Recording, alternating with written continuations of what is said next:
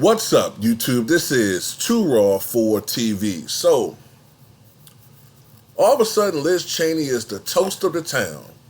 All of a sudden, Liz Cheney is a hero to the Democratic establishment because she dared to stand up to Donald Trump and that element, right?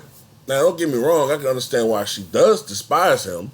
I mean, I'd hate his guts too if I've gone from the third-ranked Republican in the party to getting embarrassed, blown up by 37 points by a nobody, just because my opponent is backed by the former president of the United States, who's not in power. But he has so much sway within the party that my constituents, who backed me by 3/4 of the vote in the last primary, I can't even crack 30% because of how much I've been smeared. So I would hate his guts too if I was Liz Cheney. But let's not act like this woman is all of a sudden some liberal Democrat. Look, I get it. The Republican Party has lurched to the right. I get it.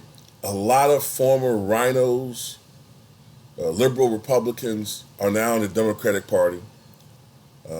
They're not truly liberal. They just don't fit in the Democratic Party anymore. Look at the guy who's running for governor right now in Florida.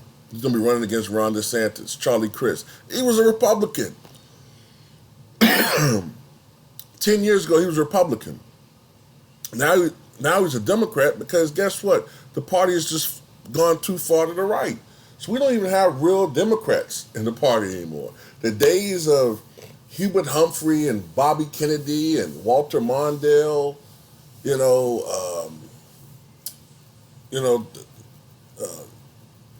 Ted Kennedy, George McGovern, those days are done. They were real, actual Democrats.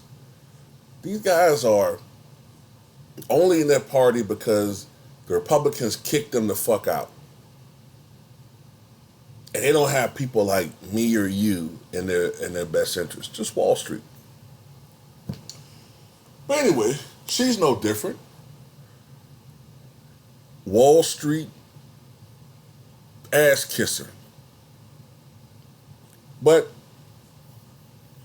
this is the Liz Cheney I remember.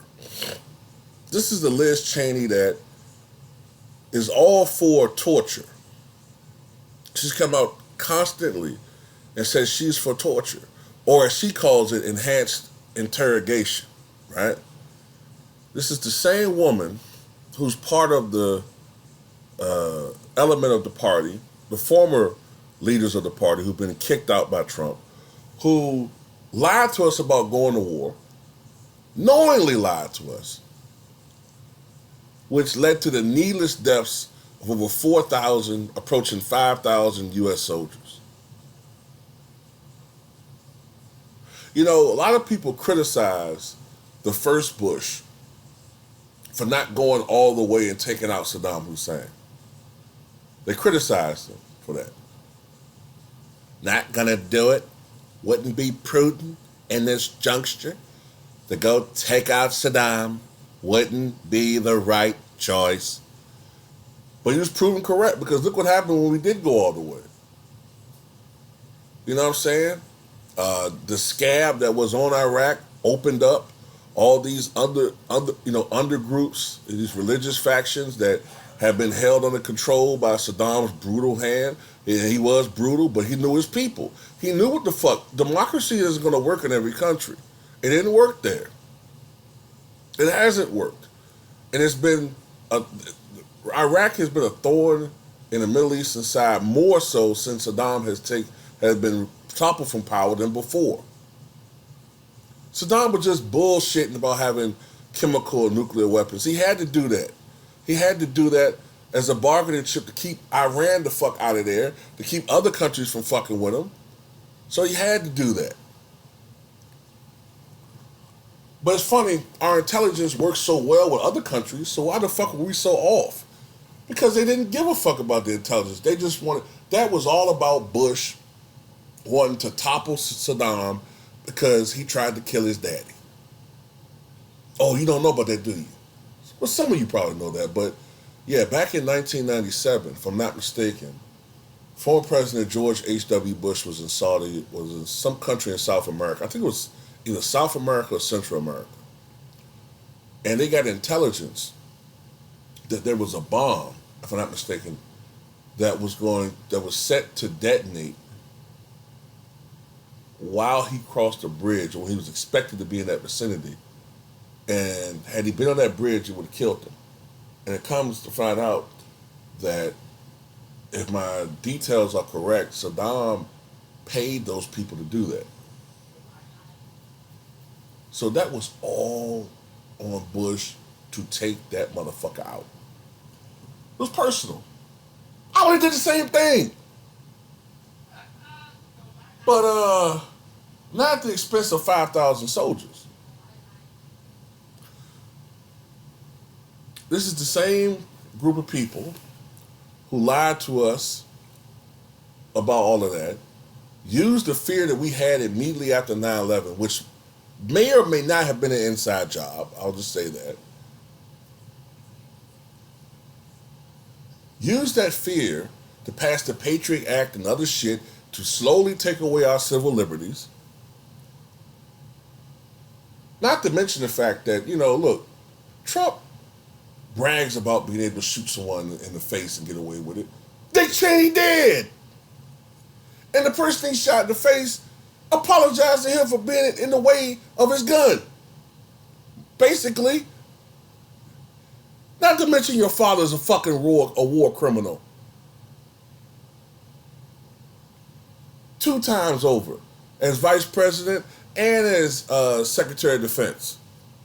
So at the end of the day, she really doesn't have much of a leg to stand on when it comes to all of a sudden you're a hero. You're still a right-wing Republican whose views are, for the most part, far out of the norm. And because of the way that the media portrays you, in all actuality, because the media likes her all of a sudden, if she runs in 2024 in the general election, depending upon who the Democrat is, she may actually get more votes for the Democrat and indirectly elect Trump. It's hard to say. So I don't know. I don't know if she really, I think she can hurt Trump. But it might be more in the primaries now that I think about it. Because if she runs as a third party candidate, I don't think too many people are saying, I'm going to choose between either Trump or her. But I can see some people saying, if Joe Biden happens to change his mind, well, the media, I really like her stance against Trump. I like what she's saying. She's like a strong candidate. Maybe I'll vote for her. I wasn't going to vote for Biden, but gosh darn it, I'm going to vote for old Liz Cheney. I can see that happening more. So be careful who you root for, dummies.